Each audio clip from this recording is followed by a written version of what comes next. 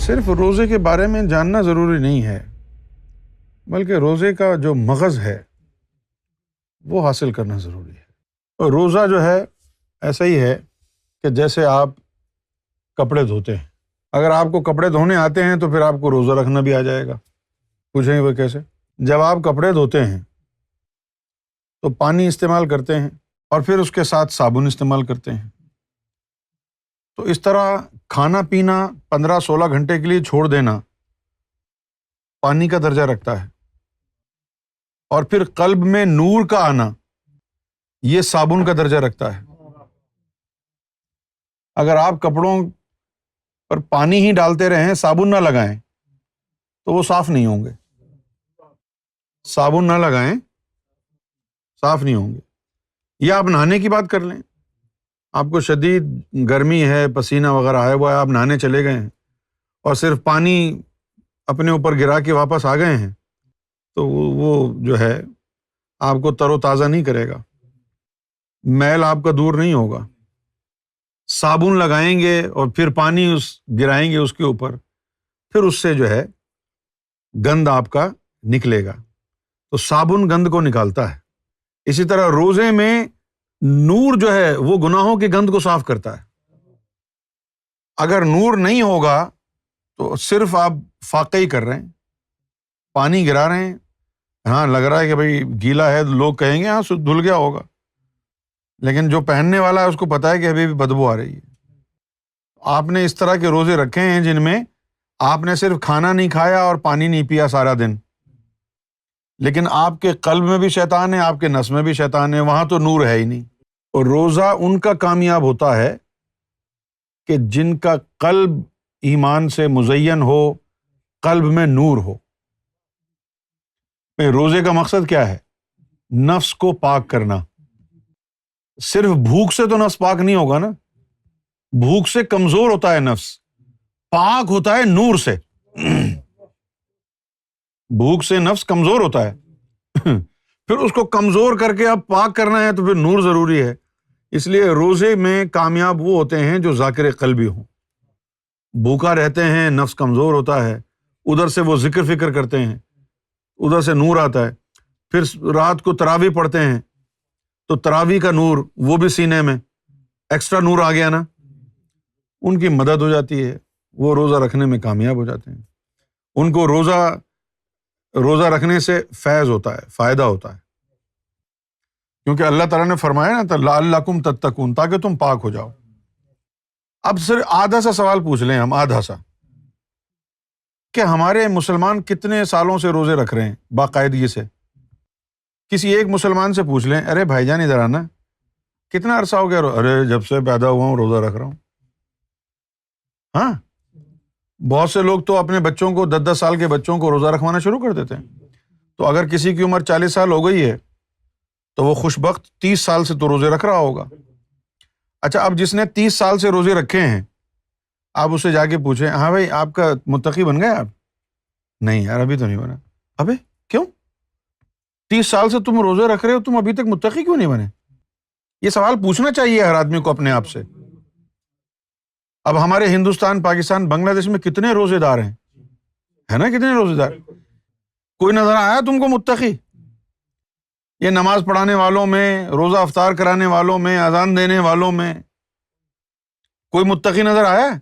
ابے تو پوچھو نا اپنے آپ سے کہ 30 سال ہو گئے، 40 سال ہو گئے روزہ رکھتے ہوئے، ہر رمضان شریف میں ایک روزہ نہیں چھوڑا، سارے روزے رکھے، تن کے کھایا اور روزے رکھے، اتنا کھا لیا کہ ویسے ہی آدمی اگر کھا لے تو 20 گھنٹے بھوک نہ لگے، کہاں کا روزہ ہے؟ اب جو 30 سال سے روزے رکھ رہے ہیں ان سے جا کے پوچھیں آپ، ہاں جی متقی بن گئے بھائی جان؟ نہیں یار متقی تو نہیں بنے۔ ارے کیوں نہیں بنے؟ اللہ نے تو وعدہ کیا تھا لعلکم تتقون، تاکہ تم متقی بن جاؤ۔ اچھا، اب اگر متقی نہیں بنے تو اس کا مطلب ہے کہ تمہارا روزے میں کوئی گڑبڑ ہے، یہ سوچنا چاہیے نا آپ کو۔ ڈاکٹر کے پاس جاتے ہیں، دوائی لیتے ہیں، کوئی افاقہ نہیں ہوتا، آرام نہیں آتا، تو آپ ڈاکٹر کے پاس دوبارہ جاتے ہیں کہ جی میں تو اتنے عرصے سے یہ دوائی لے رہا ہوں لیکن مجھے تو کوئی فائدہ نظر نہیں آ رہا اس سے۔ یہی سوال اپنے آپ سے پوچھیں، 30 سال ہو گئے روزہ رکھتے ہوئے، ابھی تک متقی کیوں نہیں بنا میں؟ بھئی اللہ کا تو وعدہ سچا ہے، اللہ نے فرمایا کہ لعلکم تتقون، تو متقی تم بنو گے اگر تمہارا روزہ صحیح ہوا تو 30 سال روزہ رکھنے کے باوجود متقی نہیں بنے تو اس کا مطلب یہ ہے کہ تمہارا روزہ صحیح نہیں تھا۔ اچھا، اب روزہ صحیح کیسے ہوگا؟ اس کو ڈھونڈنے کے لیے فضول کی چیزیں جو ہے نا مولویوں نے ایجاد کر لی ہیں کہ بھائی ٹوتھ پیسٹ نہ کرو، کلی نہ کرو، ذرا سا حلق سے ادھر ہو گیا ایک قطرہ بھی تو روزہ ٹوٹ جائے گا، روزہ خراب ہو جائے گا، یہ نہ کرو وہ نہ کرو، خون نکل آیا تو روزہ ٹوٹ جائے گا، انجیکشن لگوا لیا تو روزہ ٹوٹ جائے گا۔ انہیں چکروں میں تم کو لگایا ہوا ہے، گھن چکر بنا رکھا ہے ان ملاؤں نے۔ ابے تم بتاؤ ملاؤ، تم تو روزے رکھوا رہے ہو پوری دنیا کو 30 سال سے 40 سال سے، تم متقی بن گئے؟ تمہارا تقویٰ یہی ہے مدرسوں میں لونڈے بازی کرنا، بچوں کے اوپر ہاتھ پھیرنا؟ کتنے ملا پکڑے جاتے ہیں روزانہ، تم تو روزہ رکھ کے پھر بچوں کے ساتھ زیادتی کرتے ہوئے پکڑے گئے۔ کہاں ہے تمہارا تقویٰ؟ بکواس کرتے ہیں، قرآن سناتے ہیں، اتنی بڑی بڑی داڑھی رکھی ہوئی ہیں اور پتہ کچھ نہیں ہے دین کا، نہ قرآن کا، نہ اللہ کا، نہ رسول کا۔ یہ بتا روزہ رکھنا بھی آتا ہے کہ نہیں؟ روزہ رکھنا صرف بھوکے رہنے کا نام نہیں ہے، پیاسے رہنے کا نام نہیں ہے۔ اللہ تعالیٰ روزے اس لیے رکھوا رہا ہے تم سے تاکہ تم متقی بن جاؤ۔ اب تمہیں پتہ ہی نہیں ہے کہ بھئی وہ روزہ کون سا ہے کہ جس سے آدمی متقی بن جائے۔ پوچھیں اپنے آپ سے، 40 سال ہو گئے روزہ رکھتے ہوئے، اس پر بڑا ناز ہے، ارے ہم نے تو کبھی روزہ چھوڑا ہی نہیں، پھر بھی نہ کھٹو کی نہ کھٹو ہی، ہم نے تو کبھی روزہ چھوڑا نہیں۔ ابے بھائی ہم تو سحر کا ٹائم ختم ہونے سے آدھے گھنٹے پہلے چھوڑ دیتے ہیں، اور کیا، ایک روزہ نہیں چھوڑا ہم نے، آج تک ایک روزہ نہیں چھوڑا۔ اچھا بھائی یہ بتاؤ متقی ہو؟ ابے یہ نہیں پتا ہم کو، یہ کیا ہوتا ہے؟ یہ متقی کس چیز کو کہتے ہیں؟ تو بولو گھن چکر، قرآن شریف میں لکھا ہے کہ روزہ اللہ اس لیے رکھوا رہا ہے تم سے تاکہ تم متقی بن جاؤ، لیکن ماموں جان کو کچھ پتا ہی نہیں ہے، وہ بیٹھے ہوئے ہیں آرام سے، میں روزہ رکھنا ہے۔ متقی تب بنائے گا تمہارا روزہ جب تمہارے نفس میں طہارت پیدا ہوگی۔ بھوکا رہنے سے طہارت نہیں آتی، بھوکا رہنے سے نفس کمزور ہوتا ہے۔ طہارت تب آتی ہے جب قلب کی طرف سے مستقل نفس پر نور پڑتا رہے۔ آپ تجربہ کر کے دیکھیں، ذاکر قلبی تجربہ کر کے دیکھیں، جب وہ بھوکا ہوگا تو اس کا قلب زیادہ ذکر کرے گا۔ بھوکا اگر ہوگا نا تو تجھے دل کی دھڑکنیں صاف ابھر کے محسوس ہوں گی، خوب ذکر محسوس ہوگا۔ یار اب یہ سوچنا چاہیے کہ بھوک سے قلب کا کیا تعلق ہے؟ بھوک سے قلب کا تعلق یہ ہے کہ جب تو بھوکا رہا، تو نے کھانا پینا نہیں کیا تو نار کم آئی تو قلب زیادہ کام کر رہا ہے، قلب خود بخود تیز ہو گیا۔ جب ذاکر قلبی روزہ رکھتا ہے تو وہ دیکھے روزے کے دوران اس کا ذکر خود ہی تیز ہو جائے گا۔ اب جب ذکر تیز ہو گیا تو یہی تیرا انعام ہے نا روزے کا۔ پھر رات کو عشاء کے بعد تو تراویح میں کھڑا ہو گیا، تراویح میں تو نے قرآن سنا، وہ بھی دل کے اندر اور نور بنا اور نفس کی طرف گیا۔ لیکن آج کے دور میں کیا کرے؟ قرآن پڑھانے والا بھی سور کھڑا ہے آگے، جس کے صرف زبان سے الفاظ آ رہے ہیں قرآن کے، قرآن ہے ہی نہیں۔ یہ تو آوے کا آوا بگڑا ہوا ہے۔ سسٹم ایسا ہونا چاہیے جس میں نماز پڑھانے والا بھی ذاکر قلبی ہو، اذان دینے والا بھی ذاکر قلبی ہو، نماز پڑھنے والے بھی ذاکر قلبی ہوں۔ تو پھر جب 40 بندے مسجد میں کھڑے ہو کے ذاکر قلبی نماز پڑھیں گے، ایک ولی کی طاقت ہوگی، اس پورے علاقے پر اللہ کا رحم نازل ہوگا، اللہ کی رحمت نازل ہوگی۔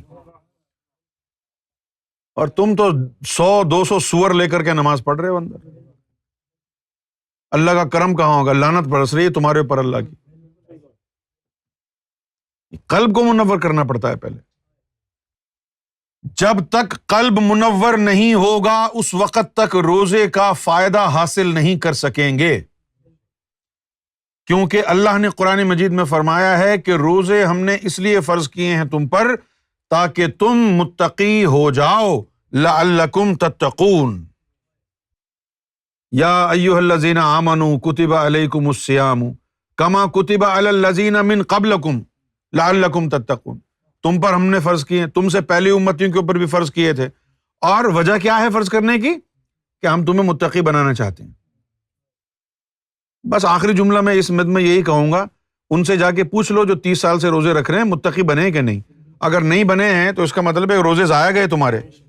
ضائع اس لیے گئے کہ روزے سے نفس کو پاک کیا جاتا ہے، اور نفس کو پاک کرنے کے لیے صرف بھوک نہیں، نور بھی ضروری ہے جو تیرے قلب میں ہے نہیں، اس لیے تو متقی بنا ہی نہیں۔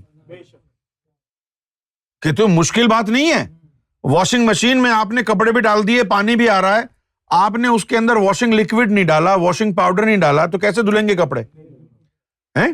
آپ نے تراویح بھی پڑھ لی، نماز بھی پڑھ لی، کھانا بھی آپ نے چھوڑ دیا 16 گھنٹے کے لیے، لیکن قلب میں نور نہیں ہے جو گناہوں کو دھوتا ہے، تو پاک کیسے ہوگا نفس؟ اگر قلب واشنگ مشین ہے تو نور اس کا واشنگ پاؤڈر ہے، بغیر نور کے نفس پاک نہیں ہوگا۔ یہ چیز ہم کو سمجھنی ہے۔